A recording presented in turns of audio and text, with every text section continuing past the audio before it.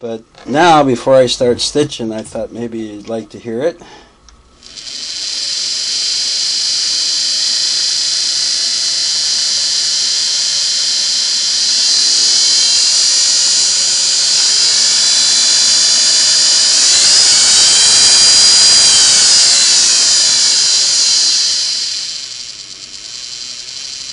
Can really control it well.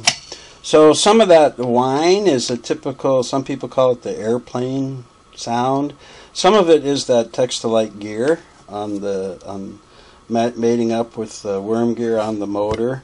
But some of it is also breaking in these carbons again, because I take them off from the motor and clean them up, and then I clean and polish the commutator and stuff. So as the motor runs now, and the carbons, the brushes is what people call them usually, they're skipping over the little spaces in that commutator, and that makes that kind of sound too. So that will quiet down some. It's already quieted down some as the brushes start wearing down a little bit and mating up with the commutator better. But the beautiful lady that she is, she came out pretty good. I did replace this. I replaced this panel and this panel, and the bobbin winder. They were all scratched up and beat up pretty good, and I got a heck of a deal from my person up in Canada, because I also bought couple other parts for some other machines I'm doing. So she gave me a very nice deal and free shipping. So those are going to look better than the ones that you sent me. And let's do some test stitching here so you can see her in action, okay? Okay, so I just want to do a little test sewing. I'm about finished with Sweetness here, and I've been doing a lot of adjusting and settings and so forth, and I think it's pretty good. So this is just the standard sew off I do of different materials and stuff. This is just a Kleenex tissue, so I'll put light pressure and light. I want to make sure that it can sew delicate excuse me, delicate items. This is just a standard sharp point number 14 needle. Of course, I would usually use a 9 or 11 on something like this, but again, it's just doing some test stitching here.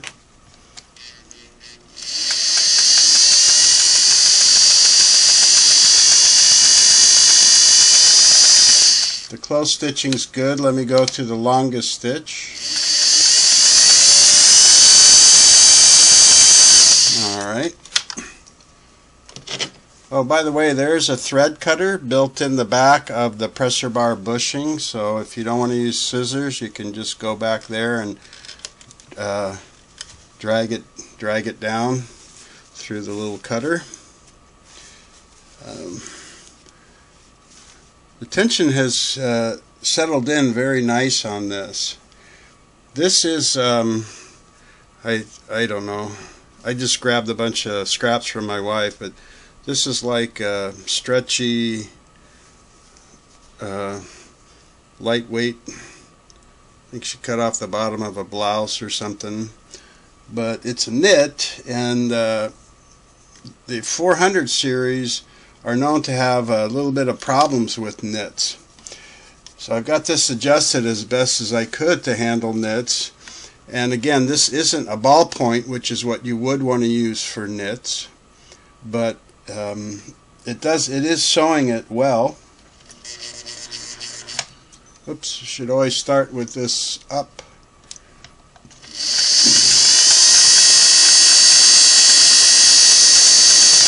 The problem that the 401 series of machines can have with knits is skipping stitches. And they later made a new hook and bushing for this to move it closer to the needle. But there are some minor adjustments you can make moving the needle a little bit closer to the hook, so that's what I do. And let's do a zigzag, because that is usually where it really has trouble with the knits. And again, I would be using a ballpoint needle made for knits. So needle up, red lever 3, I'm going to push the front dial in and turn it to B, and pull the back dial out and turn it up to L. Now that's the standard zigzag. And by the way, if you can, get in the habit that when you change these dials, like I just went from A to B, try and get in the habit to do a full swing of all the settings, like go from A down and then back up to B, because that will keep the lifter shaft lubricated. There's oil on it, and if you always just move it a little bit, the top is going to start drying out, and the top of the lifter will get more oil and get tacky. So it's always a good idea just to take an extra second and do a full swing and then come back. And let's go with the widest stitch, number 5, which is about 3/16 of an inch, something like that. So let's see what how we do. First I'll do a longer stitch.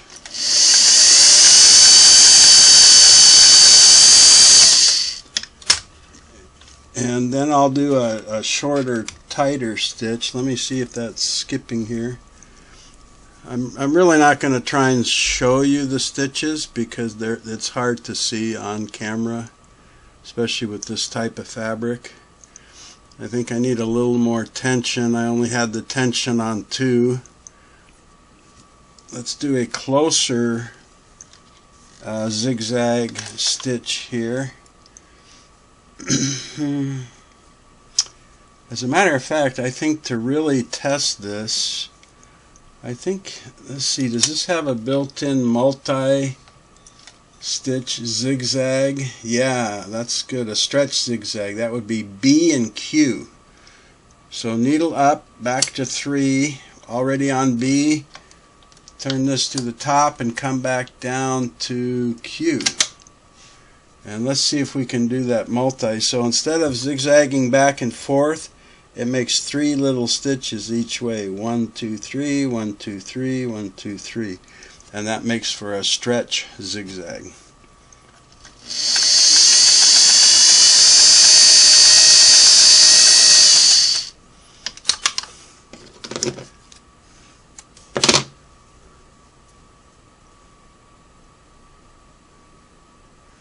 Alright, now let's open this up. I didn't get much zigzag on that, so let me open that up to a number 5. I think is the better setting for that. Sorry, you can tell I don't sew much, Miriam. I always get stuff tangled up here.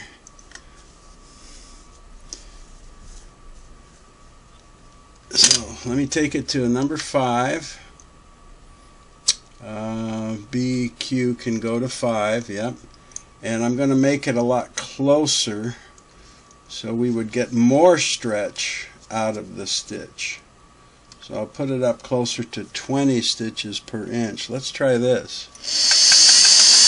There we go. Let's see if I can slow it down. You might be able to see that needle is going back and forth and up and down 3 times.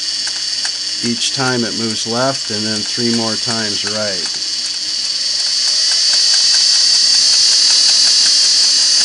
So instead of 2 stitches per zigzag, it's got 6.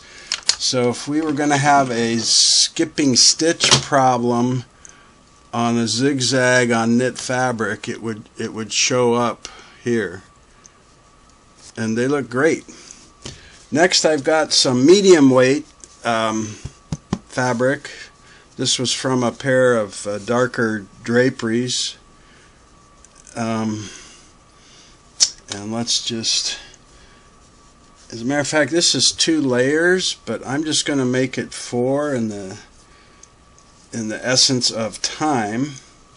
I got 4 layers of this medium fabric. Needle up, red 3, back up to A, back down to K for a straight stitch, and I'll do 10 stitches per inch on this, like I was going to sew a seam across here.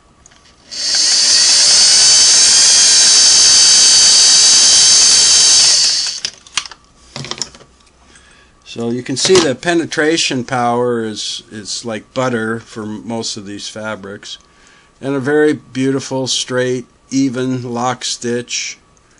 I'm using white on the bottom, so if I look at the bottom I don't see top pink color, and if I look at the top I don't see any white bobbin color, so that means the stitch is locking between the layers of fabric, which is exactly what you want. And I sewed that on a tension of 3. Now here's some more knit fabric. This is a pair of sports warm-ups. My wife shortened some legs for a baseball player here in Arizona, and this was the hem, so it's got 2 layers already hemmed, and I've got it folded over, so that's going to be 4 layers of this very stretchy, I think it's kind of like a nylon polyester double knit kind of thing. So let me put that in here, and I don't really know what you would, oops, my needle's a little bit low. I don't really know what you would kind of stitch you would show. The original hem was straight stitch. It's up to about 10. I mean 12, because I was on 10. So I'm AK3, straight stitch, tension. I'm going to, a little thicker, I'm going to go up to close to 4. And let's see how this goes.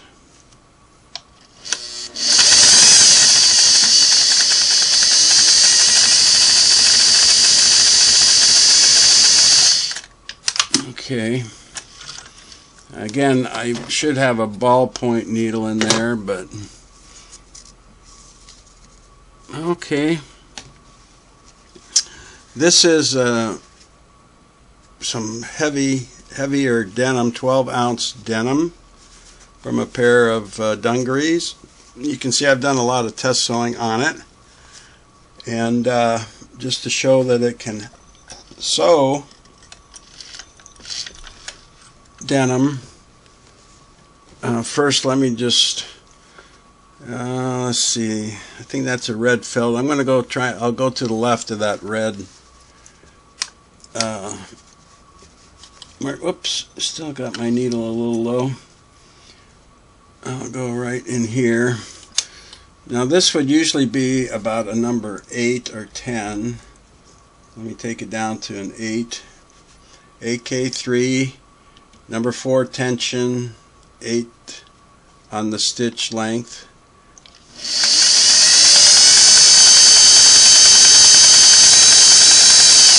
Yeah, see, it's these gear, direct motor to the gear, and then all gear driven hook and feed.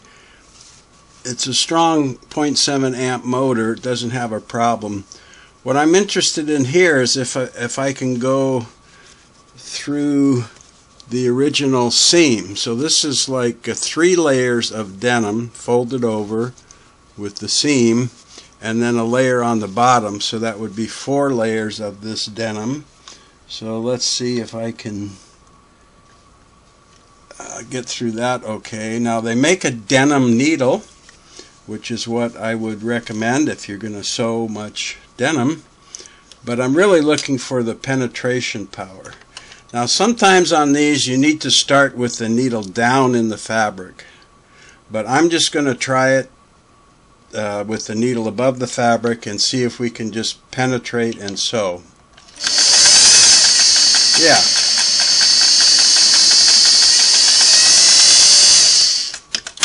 So there's 4 layers of a I think what's a 12-ounce denim. Nice Still getting a very even lock stitch.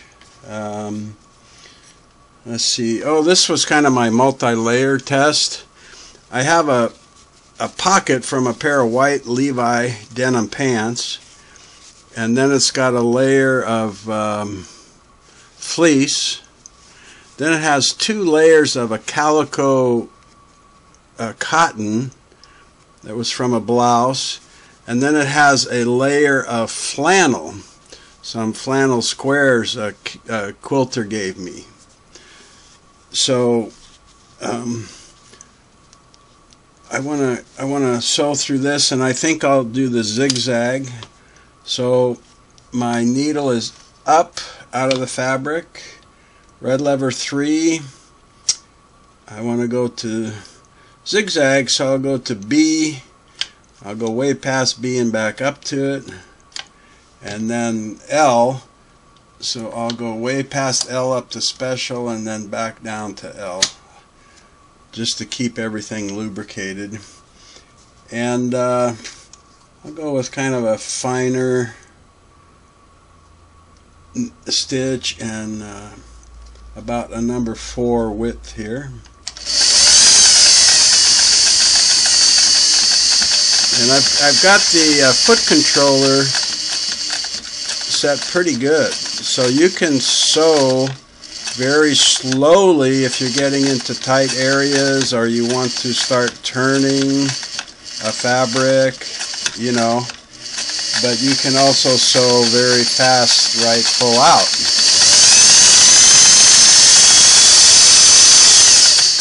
So the carbons in the foot controller were very, very nice, not worn at all. I just polished them up a little bit to make them look better. So that rose pink zigzag, so you can see it can do layers. I guess as the last, just here's a little piece of leather scrap here, and I think I'm going to go with straight on this usually. So needle up, red lever 3. I want to go back to A and K. So push in. Instead of just going up to the A, I'll go down and up. And K, instead of just going down to the K, I'll go up all the way and back down. And I don't know, usually top stitching, what is that going to be? About a 6 or 7, something in there. Now again, they make a leather needle, and it's got like a knife point instead of a sharp point like this, kind of a little tiny knife blade to help penetrate. So if you really were doing some garment leather and stuff, use a leather needle. Let's see, I think I want to put a little bit more pressure on that foot. Okay, and I'm going to, because it's thick, I'm going to lighten up the tension just a little bit, maybe to a 3, because it's going to be pulling up the needle out of there as the feed dog is pulling it through, and I don't want the thread to be hard to pull and the needle be still in the leather as it pulls. And sometimes you need to, again, you know, roll this down and puncture the leather to get started. But I want to see just how much power that motor has since I cleaned it up. Oh, no problem.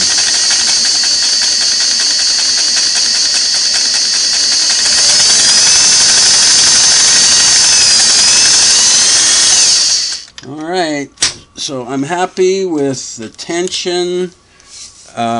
It's making beautiful stitches. The controls are working good. I want to change out the foot and do a couple of these special patterns just to check them. So let me do that and we'll take a look.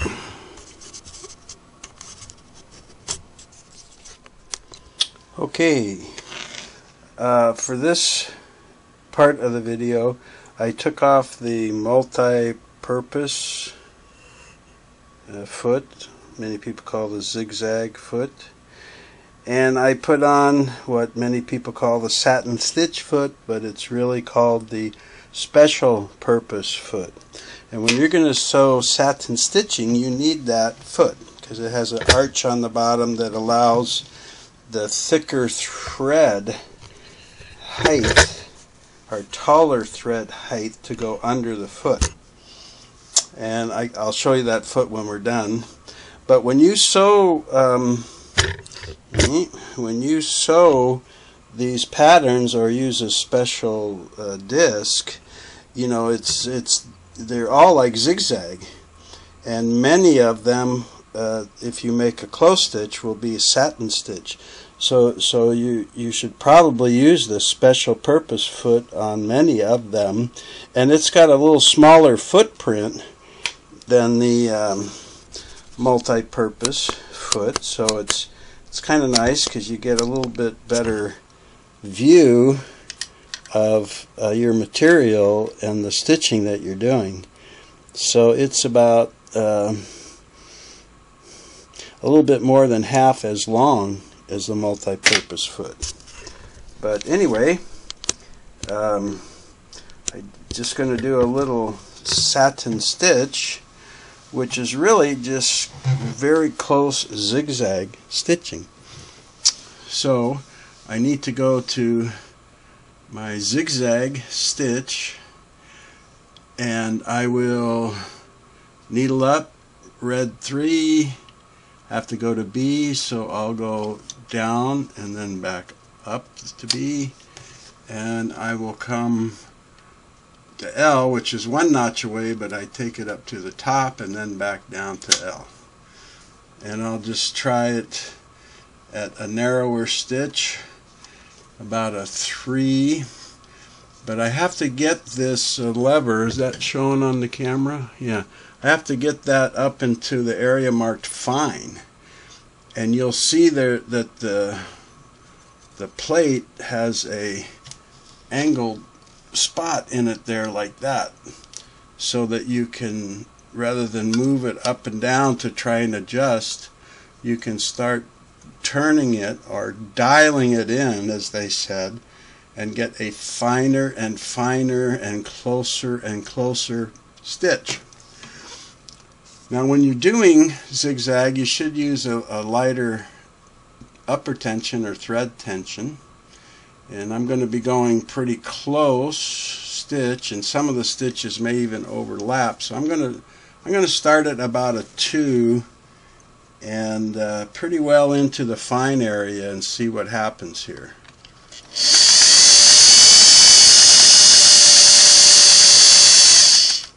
I see it coming out the back.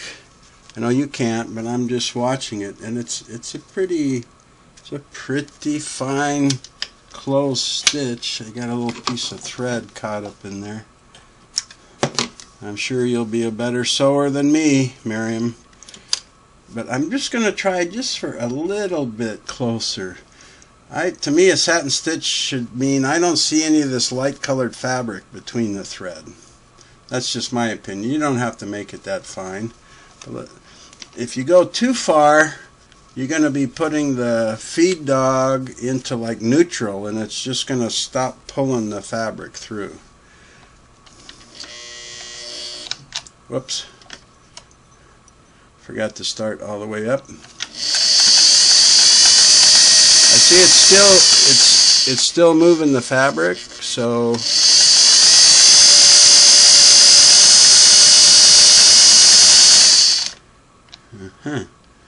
now I get up out of there so I can change the width. I'm going to go to a wider stitch.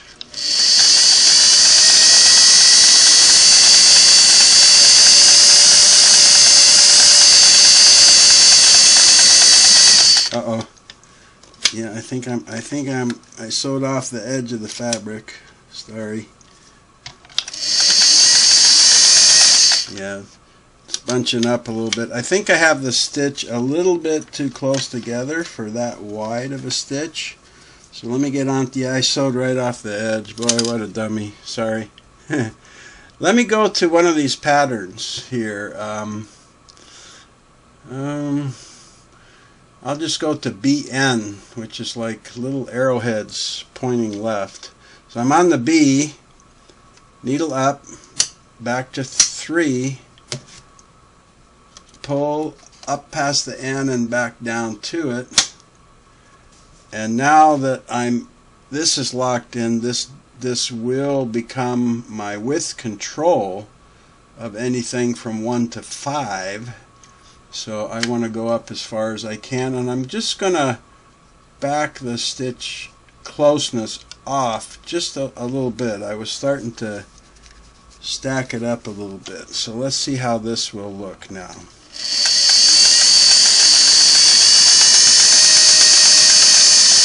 Yeah, I really want it closer together. Let's try it again here. Maybe if I don't sew off the end of the fabric, huh? Let's try it.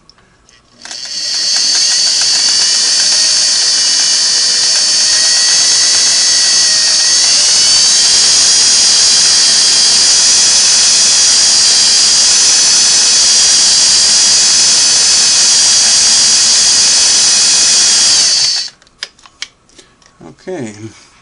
By the way, I kind of mixed threads here, which a lot of sewers wouldn't do. So my bobbin thread is a number 50 polyester modern thread, but this top thread that I'm using is, it's old enough to be on a wooden spool. So that's going back a while. And it's a cotton thread, and it's number 40 weight. And I kind of do these things to try and create a problem, make a problem show up. And so far, no. Let me stand up, get behind the camera here, and see if I can. It might be too bright. Yeah, it's too bright here. What if I went up a little bit? Can you see that? I don't know. Can you see that satin stitch? How close it got?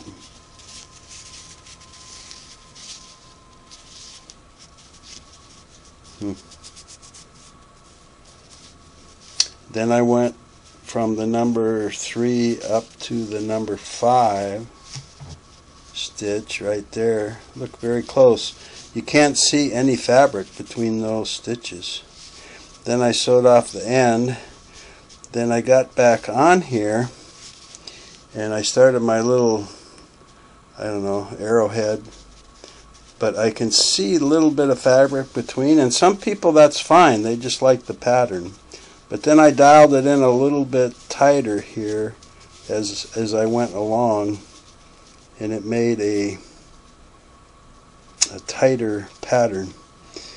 Now you see, as I got closer, it almost looks like it got smaller. I should have let up on my needle tension even more, because it's just, and I was sewing very fast too.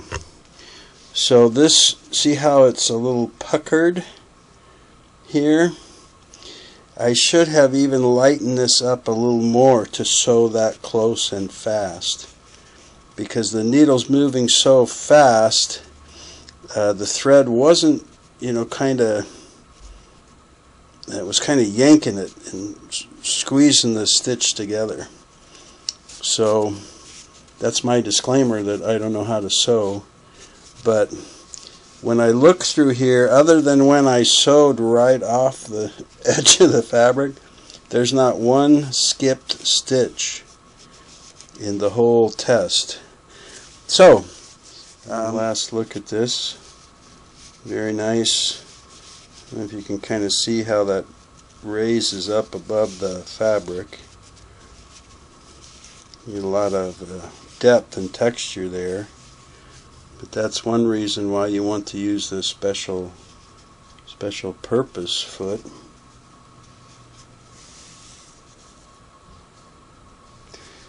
And I'll show you that foot here. but it's in your instruction manual. Get this up here so got a background that you can see. It's a little bit smaller foot print.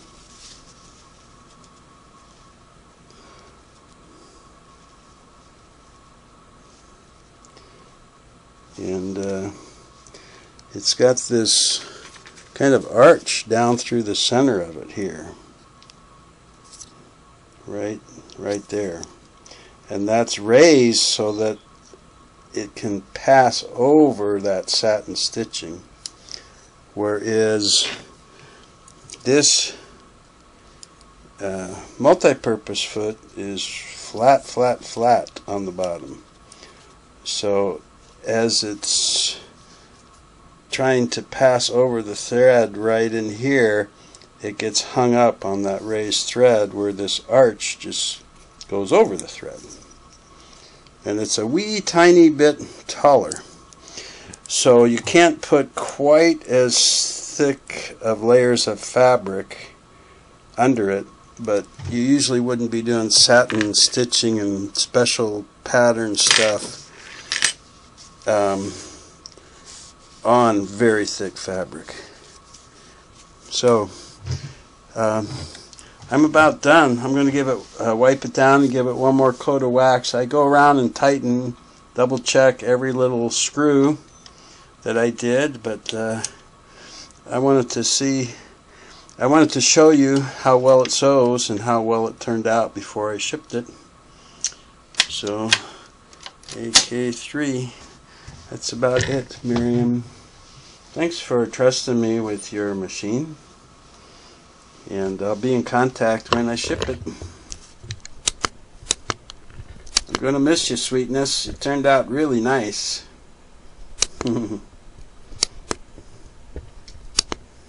Take care.